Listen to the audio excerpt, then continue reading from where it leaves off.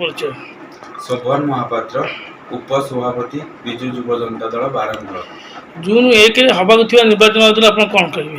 जून 1 जो नियाली निर्वाचन मंडल जगतसिंहपुर लोकसभा निर्वाचन अनुष्ठित होती नियाली निर्वाचन मंडल 3 गोटी block Niali block Kantapada block Barang block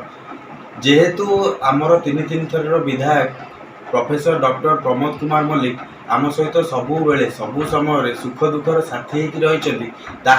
सबु जनता नियाली निर्वाचन मंडल प्रत्येक जनता बुझी सारी से 2024 निर्वाचन में ताकू प्रमाणित करदे से विधायक को केते भल पाती आ बहुत संख्या भोट रे विधायक विजय लाभ करेंगे। निर्वाचन को आखि आगे रखी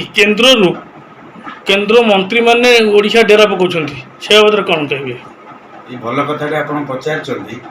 एक्चुअली आप जानी चिलिका आमर ओडिशार गोटे भल पर्यटक स्थल चिलिका को गोटे पर्टिकुलर समय बाहर विदेशी चढ़ई माने चिलिकार शोभा को बढ़ावा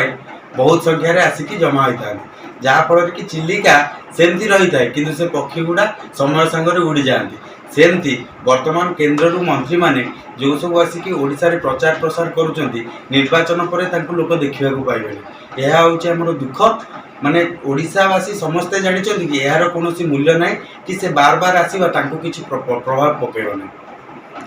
ये ओडिशार मुख्यमंत्री बदली देवे से कहते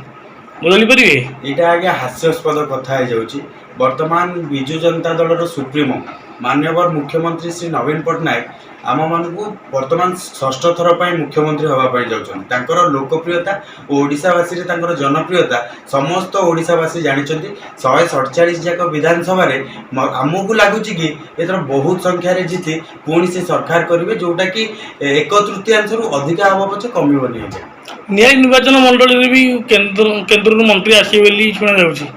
आसले किसी प्रभाव पड़ो नियाली निर्वाचन मंडल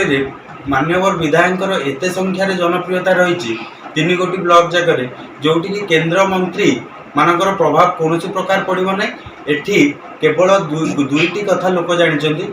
मान्यवर मुख्यमंत्री को षष्ठ थर मुख्यमंत्री करेंगे और नियालीवासी चतुर्थ थर पर डॉक्टर प्रोफेसर प्रमोद मल्लिक को विजय लाभ कर सेवा करने सुजोग देवे।